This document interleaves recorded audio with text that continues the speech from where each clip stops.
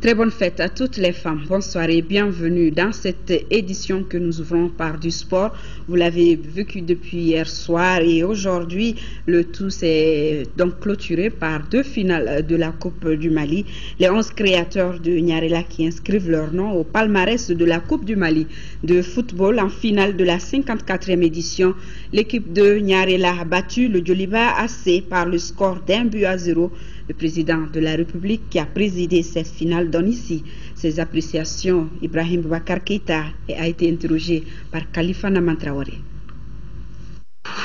J'ai assisté à une belle fête du football et à voir les gradins aussi bien remplis, on peut penser que le football malien a de beaux jours devant lui. Et Inch'Allah, sans faire de besoin, nous serons de la fête. Les 11 créateurs de Nyarela et de Djoliba AC nous ont offert un très bon spectacle. Chacun a apprécié chaque seconde de ce match. Chacune des équipes a donné le meilleur d'elle-même. Bon, il faut bien qu'il y ait un départage. Et c'est les 11 qui ont gagné. Bravo. Le Djoliba n'a pas démérité. Et je pense que c'est un grand jour pour le football malien. Moi, je suis très ravi. Je ne pensais pas que nous aurions autant d'affluence. Mais les gradins n'ont pas cessé de se remplir tout au long du match. Et vous le voyez encore à la fin du match, malgré les distances assez longues à parcourir, beaucoup sont encore restés. C'est dire combien dans ce pays, le football reste encore le sport roi.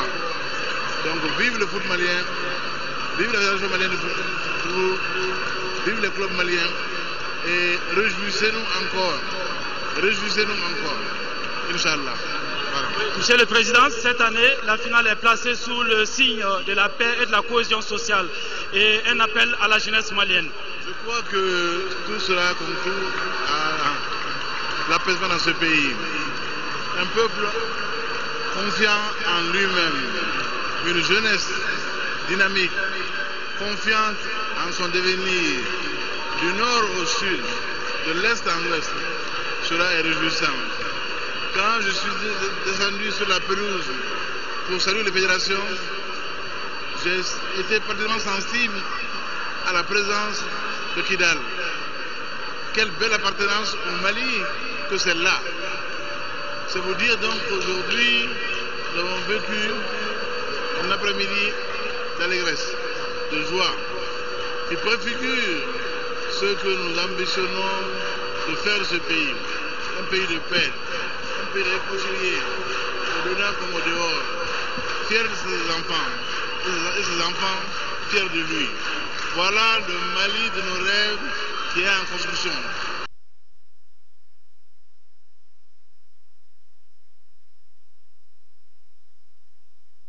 Je vous le disais dans les titres, cette victoire des 11 créateurs de Nyarela en appelle une autre, celle de l'AS Mandéfi sur le Real. Les deux finales se sont jouées aujourd'hui même. Voyons le temps fort. Ouais, peut-être, oui. La même comptée décidément. Elle est intenable à avoir compté la Guinéenne. Ici, la Coupe du Mali de football. Et c'est parti. Voilà. Grand coup de pied droit. Voilà. Les créateurs qui sont toujours menaçants. On ouvre à gauche pour Yacouba Diarra. Yacouba Diarra qui va peut-être frapper. Yacouba Diarra, c'est Koumar Batili et l'ouverture du score. L'ouverture du score des créateurs de Nyarela. L'ouverture du score des 11 créateurs de Nyarela. Je pense que le buteur est de l'autre côté. Ça n'engage que moi, mais la réalisation va nous permettre de revoir tout cela.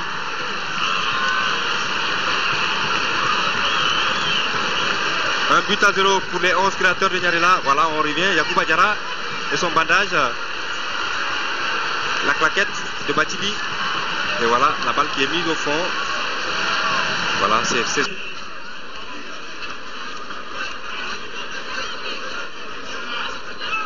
Victoire Omané.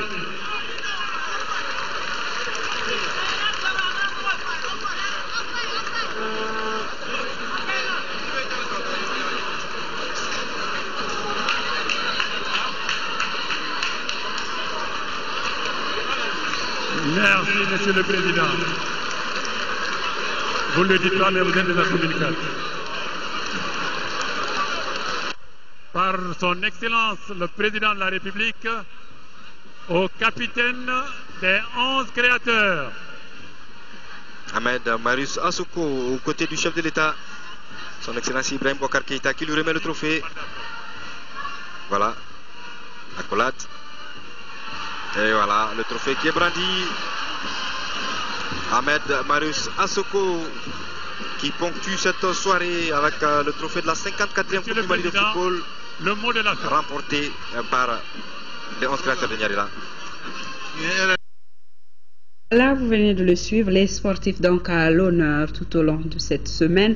Lancement auparavant, c'était donc hier soir, lancement officiel de l'opération Fonds de soutien aux anciens sportifs par le président de la République. C'était à la faveur d'un dîner gala organisé par le ministère des Sports au CICB. Ibrahim Boubacar Keïta a saisi l'occasion pour rendre un vibrant hommage à tous les sportifs qui ont œuvré pour le rayonnement du Mali dans le monde. Khalifa Naman Traoré. La nation malienne est reconnaissante envers ceux-là qui se sont illustrés au mieux dans l'arène sportive, qui ont rendu de grands services au Mali à travers le sport et qui ont beaucoup contribué à la promotion des disciplines sportives dans notre pays. Les autorités nationales au plus haut niveau ont tenu à travers cette grandiose cérémonie à leur rendre un vibrant hommage pour avoir mouillé les maillots, avoir fait vibrer tout un peuple à un moment bien donné de son histoire ou véhiculer une image positive du Mali à travers le monde. Le représentant des anciens sportifs, Mamadou Libo Diarra, estime plutôt qu'une injustice vient donc d'être réparée en réunissant les sportifs de différentes générations, dont certains vivent dans des situations misérables. Ceux-ci pourront bien bénéficier désormais de l'État d'un appui conséquent. L'opérationnalisation de ce fonds de soutien pourrait se faire dans un premier temps à travers 3 principes, à savoir la sécurité sociale par la souscription à une assurance maladie pour les plus anciens et la souscription à une assurance spéciale en vue de couvrir les risques exceptionnels au cas par cas que le sportif de haut niveau pourrait encourir étant en activité sous les couleurs nationales. La reconversion professionnelle des anciens sportifs, la création en cours de l'Agence nationale de développement du sport, telle que déclinée dans la déclaration de politique générale du Premier ministre, va intégrer la pérennisation du fonds. Pour favoriser une prise en charge plus large des anciens sportifs et des sportifs de haut niveau, le partenariat public-privé inscrit dans la déclaration de politique générale sera mis à contribution. Monsieur le Président, les mots les plus expressifs, les plus forts, les plus sincères, vous les trouverez dans le sourire que vous avez pu arracher à ces hommes et ces femmes en leur rendant cet hommage. Le président de la République, Ibrahim Boubacar Keïta, lui a eu les mots justes pour magnifier ces sportifs dont les noms et les hauts faits et gestes figurent en bonne place dans l'histoire du Mali. Il en appelle au patriotisme et au sens de la responsabilité des sportifs en activité. Les gloires du Mali, vous avez porté travers nos couleurs nationales. En ce temps-là, vous ne couriez pas après les primes de match. Vous avez mouillé le maillot. Sans souci, sans escompter quelques récompenses matérielles que ce soit. Mais la gloire du Mali. Que le Mali-Bas soit à l'honneur. Que le Mali soit dans les nations, debout parmi les nations, qu'elles fussent africaines ou autres, dans l'honneur et dans la dignité. Telle fut votre quête tout au long. Comment pourrions-nous aujourd'hui dormir tranquillement en vous sachant dans les conditions qui sont faites à certains d'entre vous. Non. Non. Le Mali ne nous a pas mis en mission pour l'oubli. Le Mali est un pays de mémoire. Le Mali est un pays de reconnaissance, de gratitude à l'endroit de ceux qui l'ont servi et ô combien. Donc, gloire du Mali, vous êtes éternels. En attendant le démarrage effectif du fonds de soutien aux anciens sportifs, le département des sports nourrit beaucoup d'ambition avec l'élaboration d'une politique nationale de développement et de promotion du sport. Le professionnalisme des clubs et des disciplines sportives s'avère une nécessité pour une bonne prise en charge des sportifs. Il s'agit également de décerner la médaille dite Ordre du mérite sportif pour récompenser les succès de nos sportifs. Enfin, une agence nationale pour le développement des sports avec un fonds pour leur financement sera très prochainement créé. Le Premier ministre Moussa Mara a entamé aujourd'hui une série de rencontres avec les institutions de la République. Il s'agit de partager avec les membres des institutions le contenu de la feuille de route des pourparlers inclusifs intermaliens à Alger. L'exercice a donc conduit le Premier ministre Moussa Mara à l'Assemblée nationale, à la Haute Cour de justice, au Conseil économique, social et culturel, à la Cour suprême et à la Cour constitutionnelle. Ibrahima Tchoukari. Le processus de pacification de notre pays connaît des avancées avec l'adoption de la feuille de route. Partager avec les institutions de la République le contenu de cette feuille de route des pourparlers inclusifs intermaliens, voilà tout le sens de la démarche du Premier ministre. Moussa Mara a expliqué aux représentants des institutions de la République l'esprit et la lettre de la feuille de route adoptée à Alger.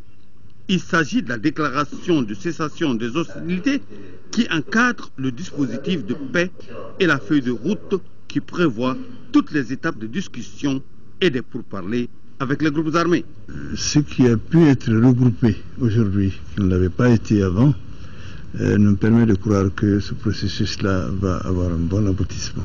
Et que l'équipe qui s'est rendue à Alger et tous les partenaires présents à Alger, à mon avis, après les explications du Premier ministre, font que nous pouvons présager d'un bon avenir, je crois. Le travail qui a été fait nous rassure. L'avenir nous rassure et on n'a pas un problème plus important que le problème du Nord. Et je suis convaincu que les dispositions prises par le gouvernement de la République du Mali vont aboutir à une paix, cette fois-ci durable. Nous sommes tout à fait heureux de savoir, d'apprendre les nouvelles, les renseignements utiles par rapport à cet agenda qui est essentiel pour notre pays. Il y a de l'optimisme et par rapport à ces deux documents, si ces deux documents sont mis en œuvre de la manière dont ils ont été confectionnés, je suis convaincu que notre pays sortira non seulement de la crise qui sévit depuis 2-3 ans, mais aussi ce sera aussi une ère de prospérité et de développement pour le pays. Nous pensons que cet exercice républicain est nécessaire et il nous a appris beaucoup de choses. Nous sommes persuadés que, à l'allure où vont les choses, la République est sur la bonne voie. Nous encourageons les équipes qui sont chargées de ces négociations. Nous leur demandons de persévérer et de faire preuve de vigilance. Après cette première étape, commencera le 17 août prochain la phase de discussion de fond pour la résolution de la crise. Ce vendredi sera le tour d'autres institutions de la République. En tout cas, les députés ont été bien informés sur cette feuille de route. C'était à huis clos. Les élus de la nation se sont réunis avec les ministres en mission à Alger qui leur ont donné la vraie information. Opposition et majorité présidentielle se réjouissent de l'exercice qui a duré 5 heures. Et c'était dans les coulisses se trouvait effectivement une équipe de l'ORTM conduite par Alpha Mega. 5 membres du gouvernement de la République du Mali étaient à Alger pour les négociations intermaliennes. Et ce sont ces ministres qui ont été écoutés par les élus de la nation. Le huis clos a été vraiment salutaire. Nous sommes vraiment confiants en ce que c'est le début d'une paix quand même durable qui se dessine. Et nous sommes rassurés aussi par rapport à certains aspects, notamment la ligne rouge en ce qui concerne la laïcité, la souveraineté, l'unicité et l'unité du peuple de la République du Mali. Et le gouvernement nous a rassuré que ces lignes ne seront jamais franchies et que tout ce qu'ils vont entreprendre, tout ce que le gouvernement entreprendra, ce serait dans l'intérêt supérieur du peuple malien. Les membres qui ont été commis pour cette mission ont édifié les députés qui ont eux aussi posé des points, essayé d'avoir des informations sur ce qu'ils n'avaient pas bien compris. Et en ce moment, nous pouvons nous aussi largement édifier les populations. Au cours des échanges, il a été souhaité une forte implication des élus du Nord. Leur implication s'avère très nécessaire pour une plus grande stabilité, voire la cohésion sociale entre les populations. C'est vrai que l'une des solutions aujourd'hui qui est prévue par l'ensemble des acteurs, c'est que c'est une décentralisation poussée. Cette décentralisation poussée est nécessaire, mais il faut que nous ayons un État fort. Par rapport à une question nationale, il n'y a pas question de majorité, il n'y a pas question d'opposition. Nous pensons que le Mali vit une étape importante de son existence. C'est une question qui doit mobiliser toutes les forces maliennes. Nous avons espoir et le Mali doit réussir la paix. Le nouvel ambassadeur du Mali après l'Assemblée nationale, en Algérie donc, après l'Assemblée nationale, a été reçu aujourd'hui en audience successivement par le président du Conseil des collectivités et celui du Conseil économique, social et culturel. Au menu des échanges, il a été question du renforcement de la coopération bilatérale Mali-Algérie. Le président du Haut Conseil des collectivités qui avait auparavant reçu l'association Guina-Dogon. Rachel Tissoué compte rendu. Le renforcement de la coopération bilatérale Mali-Algérie, c'est le sujet principal abordé par le président du Haut Conseil des collectivités et le nouvel ambassadeur du Mali en Algérie lors de cette rencontre. Je suis venu le voir pour me présenter à lui, demander ses conseils et puis lui dire que je reste entièrement disponible pour l'accomplissement de mes missions. Le général Naïni Touré s'est ensuite rendu au siège du Conseil économique, social et culturel où le président de l'institution lui a prodigué des conseils pour la réussite de sa mission. J'ai discuté avec lui certains détails de la coopération de son institution avec l'institution sœur d'Algérie. Et il a souhaité que j'intervienne pour l'amélioration de cette coopération. Il pense que nous n'avons pas exploré tous les domaines de coopération avec l'Algérie, notamment au niveau commercial, au niveau des petites et moyennes entreprises, où l'Algérie a beaucoup de possibilités pour lesquelles elle peut nous venir en appui pour développer ces secteurs à notre propre niveau. Le président du Haut Conseil des collectivités a également reçu en audience les représentants de l'association Guina-Dogon. Ils sont venus présenter le rapport de la 5e Assemblée générale de l'association. Nous sommes venus à l'issue des travaux de la 5e Assemblée générale devenue conférence, présenter les documents issus de cette conférence au président des collectivités et également lui parler de plusieurs projets que nous avons en vue. Nous avons parlé des journées culturelles que nous organisons tous les 3 ans. Le président nous a donné des pistes à travers lesquels nous pourrons facilement financer les différents projets. Le président du Haut Conseil des collectivités hier a reçu également l'association malienne des gestionnaires des ressources humaines. Il a été question de la tenue à Bamako des journées africaines des ressources humaines prévues en novembre 2014. À ce sujet, écoutons le président de l'association. Il a été interrogé par Rachel Tessougé. Nous avons tenu à rendre une visite de courtoisie à Monsieur le Président du Haut Conseil des collectivités pour l'informer des préparatifs des journées africaines des ressources humaines qui a été confiée au Mali par l'association africaine. Les dates ont été déjà retenues, les 18, 19 et 20 novembre. Le colloque aura lieu au CICB de Bamako. Nous attendons la participation d'environ 300-400 participants venant du monde entier.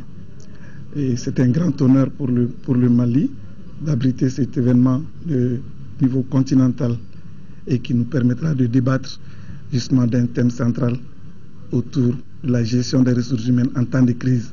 Nous avons proposé ce thème qui a été approuvé avec beaucoup d'acclamations par les autorités, les associations sœurs qui ont trouvé beaucoup d'opportunités à partager l'expérience que le Mali a vécue et qui nous permettra également d'apprendre des enseignements pour préparer la sortie des crises.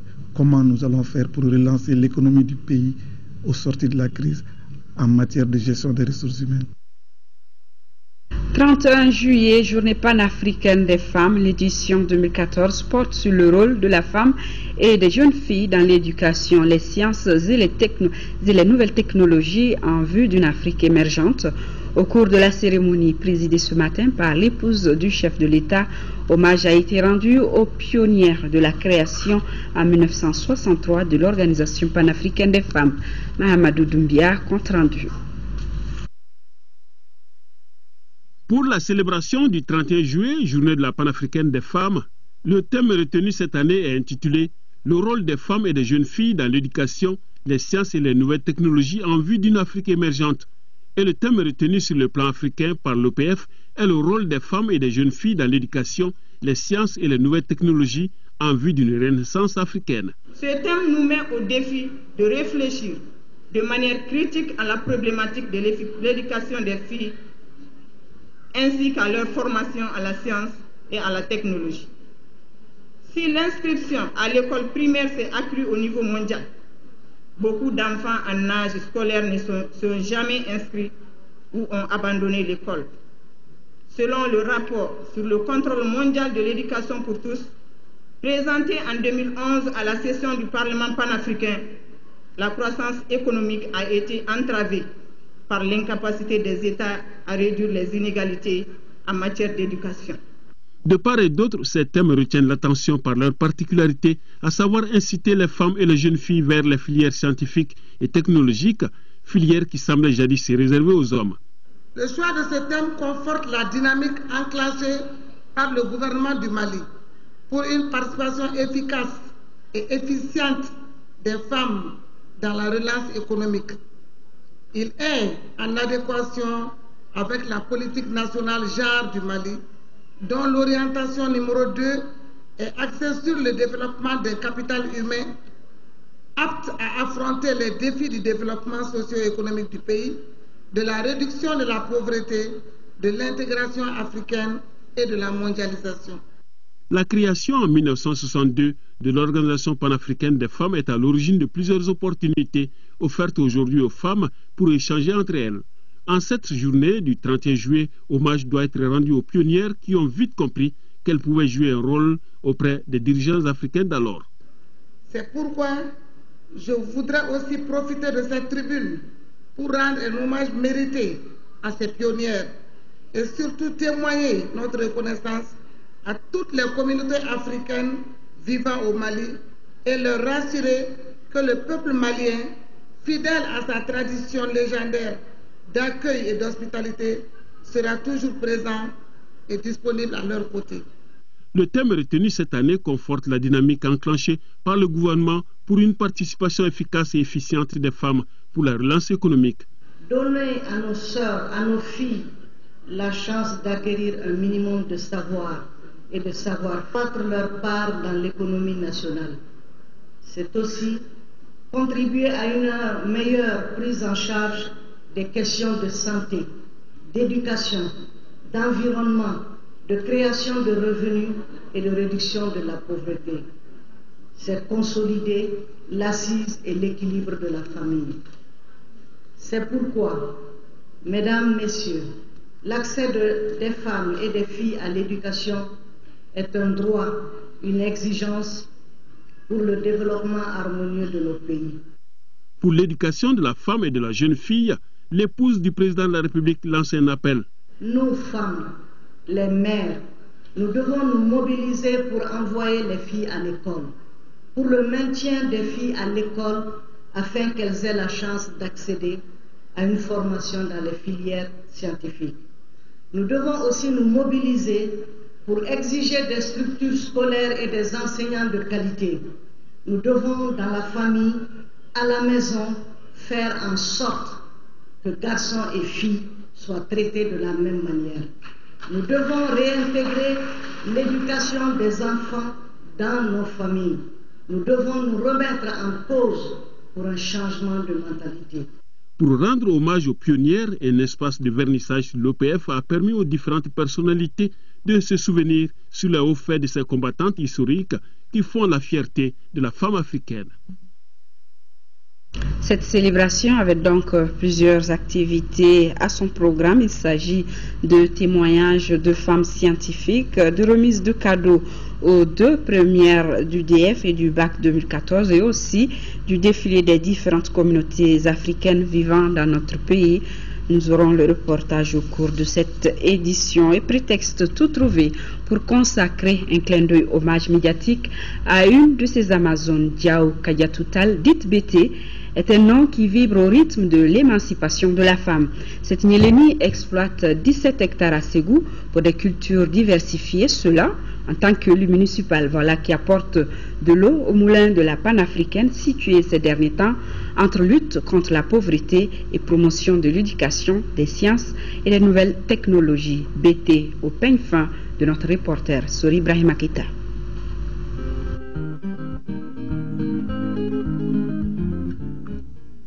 Quand on veut changer le monde sur le court terme, l'agriculture et la femme seraient-elles l'arme la plus efficace? L'organe des femmes pense que oui. Elles qui surfent tambour battant et 31 juillet oblige entre participation féminine à la lutte contre la pauvreté et celle pour l'éducation, la science, une meilleure posture pour Diao Kadiatoutal, dite BT, biologiste bon teint ayant viré dans l'agriculture après la mort des industries textiles de la CAO où elle travaillait. Mon papa m'a initié à ça.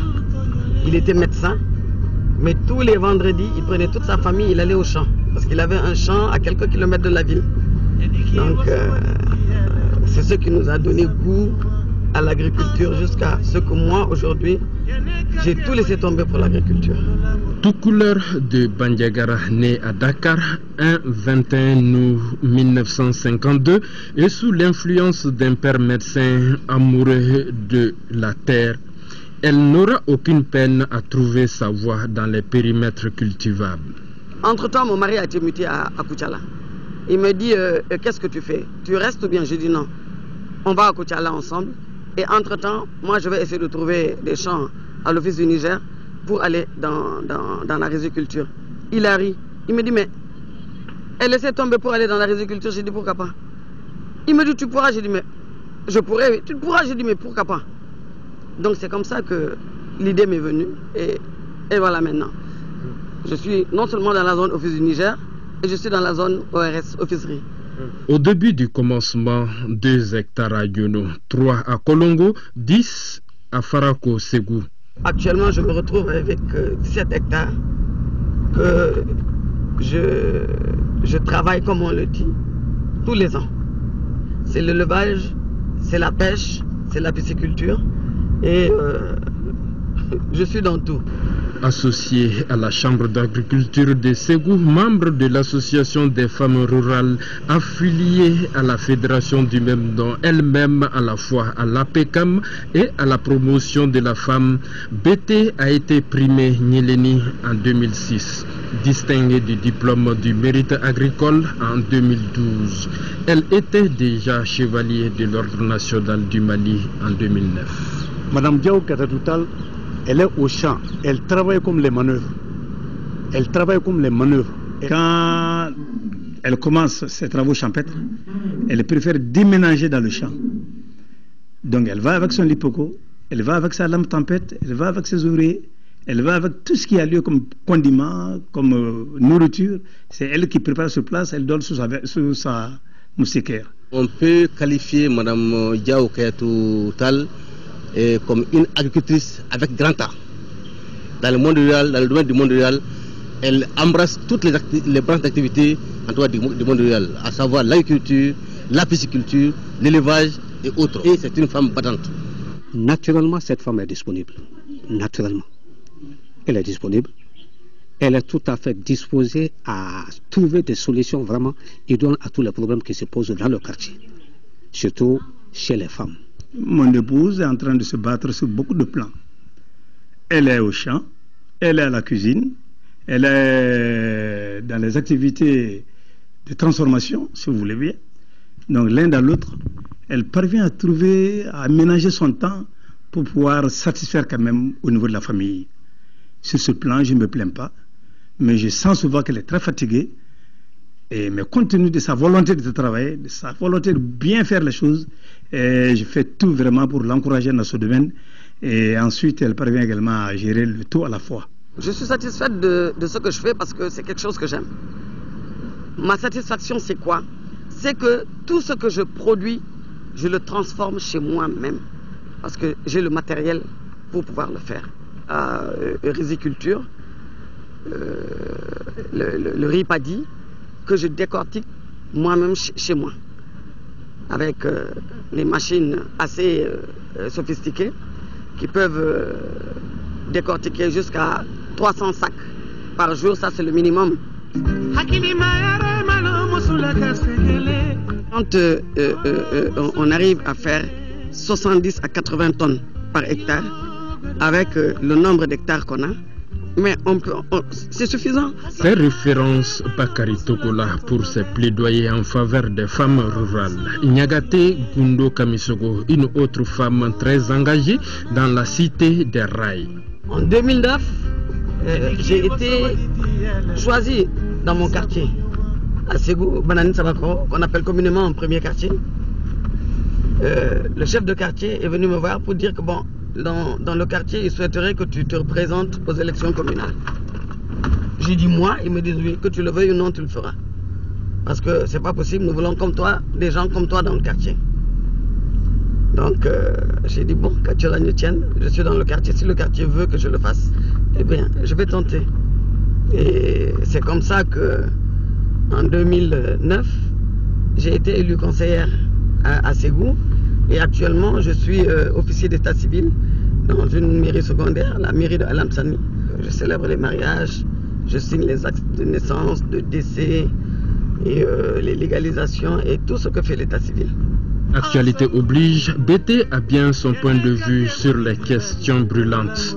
D'abord la journée panafricaine, celle qui voit toujours la suprématie des hommes trop pesée sur les femmes, 80% de la main-d'œuvre agricole. C'est une journée qui nous permet de nous exploser, de montrer au monde entier ce que les femmes peuvent faire, de montrer au monde entier que les femmes sont actuellement prêtes à se battre sur tous les fronts. Les femmes qui sont dans l'agriculture souhaiteraient qu'on puisse consommer malien dans tout.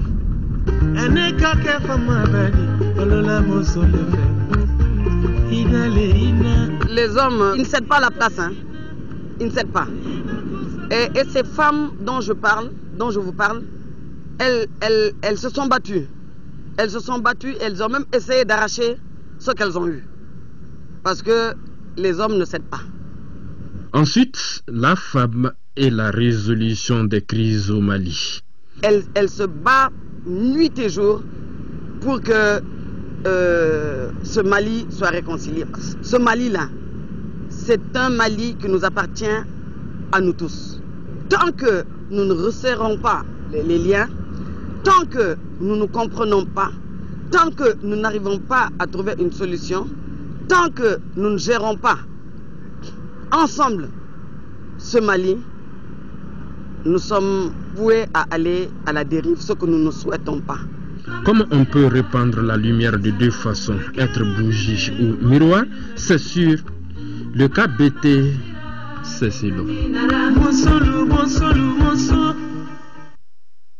Et pour boucler la boucle par rapport à la promotion des femmes, le Conseil des ministres a adopté hier un projet de loi instituant des mesures pour promouvoir le genre dans l'accès aux fonctions nominatives et électives. Un projet de loi qui participe à la mise en œuvre de la politique nationale genre par la mise à contribution des potentialités des femmes et des hommes dans le développement du pays.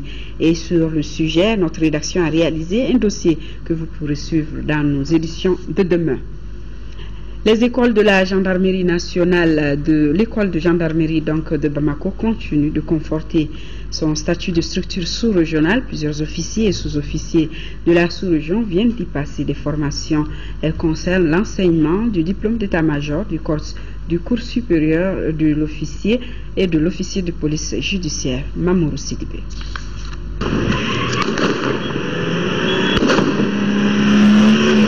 En qualité de corps d'élite, la gendarmerie nationale continue de faire de la formation de ces hommes une obsession.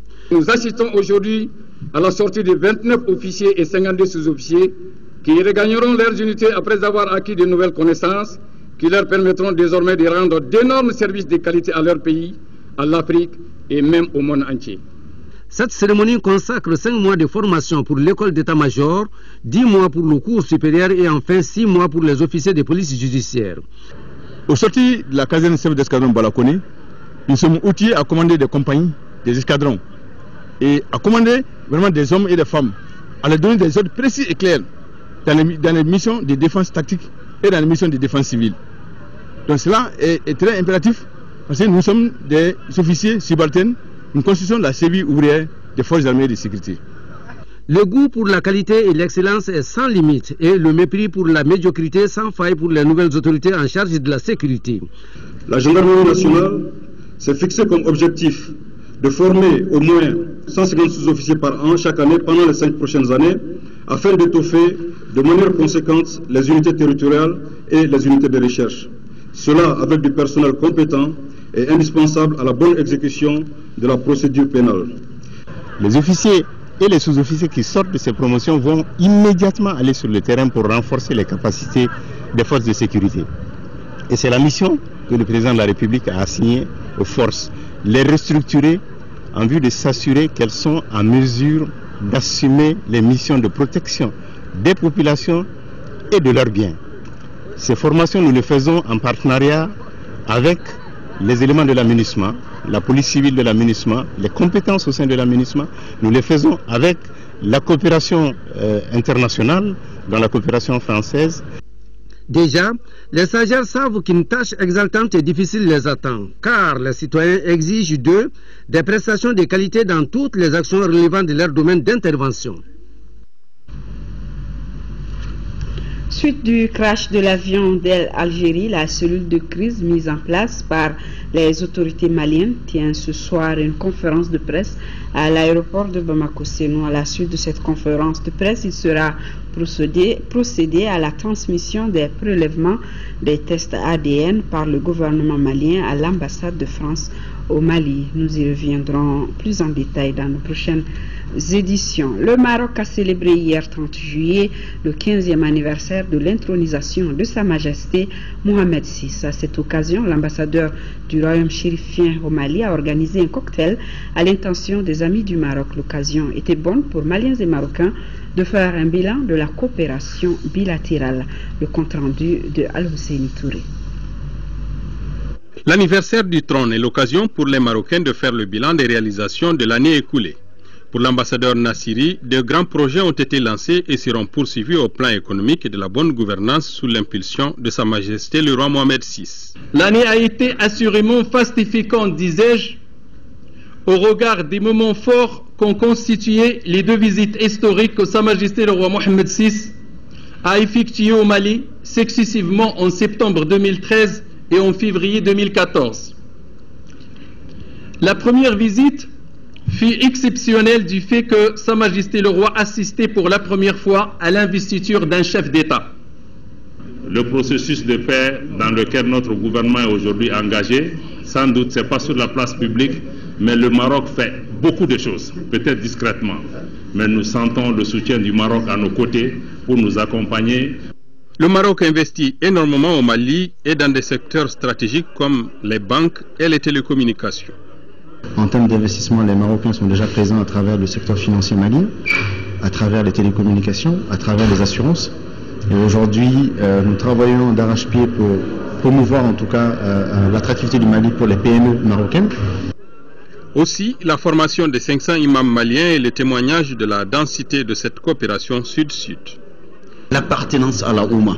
Et donc je crois que c'est cela la fierté. Et c'est en cela qu'il est salutaire de dire merci au président de la République, Elhadji Ibrahima Boubacar Keïta, pour cette initiative accompagnée et acceptée par le commandeur des croyants, les souverains chérifiens, Mohamed VI, pour le bonheur et la renaissance de la spiritualité au Mali, pour un islam tolérant, ouvert. Ministres, ambassadeurs, chefs d'institutions et autres hommes politiques maliens et étrangers, tous amis du Maroc, ont partagé le cocktail offert à l'occasion. Réunion de sensibilisation aux Halles de Bamako. Ces occupants s'étaient réunis pour appeler leurs camarades à occuper les 625 magasins aménagés pour les commerçants d'Igarpi. Nyanyalou Traoré, compte rendu. Aux Halles de Bamako, tout est fin prêt pour accueillir les nouveaux occupants des 625 magasins aménagés par le gouvernement. L'information a été donnée par la Fédération des commerçants détaillants des Halles de Bamako qui a tenu une réunion de sensibilisation dans ce sens. Nous sommes là aujourd'hui pour sensibiliser les bénéficiaires des magasins donnés par l'État aux Halles de Bamako. On demandait à tous les commerçants qui ont bénéficié des magasins au niveau des Halles de Bamako de venir installer leurs magasins dès demain, avant l'arrivée des PM. Coût de réalisation des nouveaux locaux, plus de 300 millions de francs CFA. La fédération, au nom des bénéficiaires, s'est dit reconnaissante.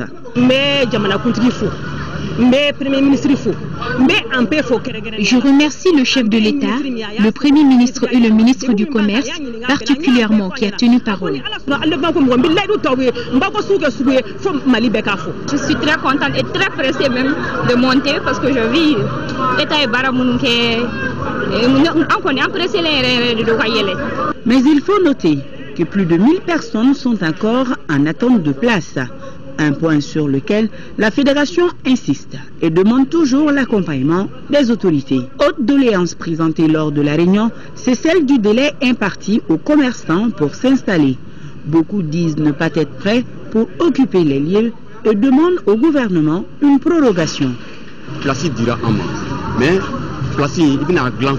Il nous faut bien aménager les lieux avant de nous installer. On demande un délai de 15 jours à 1 mois aux autorités.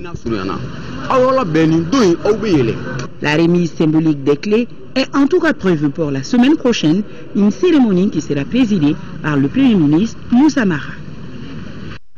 Opération SOS Monument, le groupe Africable et le ministère de la Culture s'engagent pour une opération d'entretien et de promotion des monuments de la capitale. Pour le moment, cette opération concerne 6 monuments de la capitale et ce jusqu'au 22 septembre prochain. Compte rendu, Moudou Soirée. Érigée dès les premières heures de la Troisième République, la quasi-totalité des monuments de Bamako est aujourd'hui dans un état de délabrement avancé. L'image que certains produisent de nos jours est totalement différente de celle de leur maquette originale. Un phénomène dû à l'absence de stratégie et surtout d'entretien régulier. C'est fort de ce constat que le ministère de la Culture du Mali, en partenariat avec le groupe Africable, s'engage pour l'entretien de ce patrimoine à travers une opération d'envergure intitulée SOS Monument, Je prends ici l'engagement, je dis bien l'engagement, de veiller avec l'appui du gouvernement et du district de Bamako à la bonne exécution de la mission que vous venez de nous confier et que pour notre part, nous avons baptisé, en prenant le mot sur vous, SOS Monument, le groupe africain s'engage. L'intitulé peut vous sembler alarmant. Je vous rassure, ce n'est pas qu'une impression. La situation est vraiment alarmante. Les monuments de Bamako, chacun avec son histoire, se meurt. Le groupe Africable prendra en charge l'intégralité des coûts d'entretien et de promotion de ces joyaux architecturaux. 6 monuments sont concernés par cette première phase. Le monument de l'indépendance qui a accueilli ce lancement, le monument de la colombe de la paix, le monument Kwame Nkrumah, la place Mamadou Konaté au monument éléphant, la place Abdul Karim Kamara Cabral et la tour de l'Afrique. En s'engageant à participer à la rénovation, à l'entretien et à la sensibilisation pour la sauvegarde et la bonne gestion, le groupe Africable Télévision ouvre la voie à un modèle de coopération unique et un schéma nouveau dans la promotion du patrimoine culturel. SOS Monument, le groupe Africable, à travers cette opération, s'intéresse ainsi à des œuvres classées patrimoine culturel national, histoire de participer bien évidemment à l'embellissement de notre capitale en pleine mutation. Et nous allons donc refermer cette édition, mais avant je vous rappelle que c'est aujourd'hui 31 juillet, donc la journée panafricaine des femmes, et on vous avait proposé donc un reportage sur les différentes activités de cette journée. Parmi ces activités, des témoignages, des remises de cadeaux. Le reportage, vous l'aurez dans notre édition, dans nos éditions de demain. La présente est finie. Je vous remercie de l'avoir suivi. Bonsoir à tous.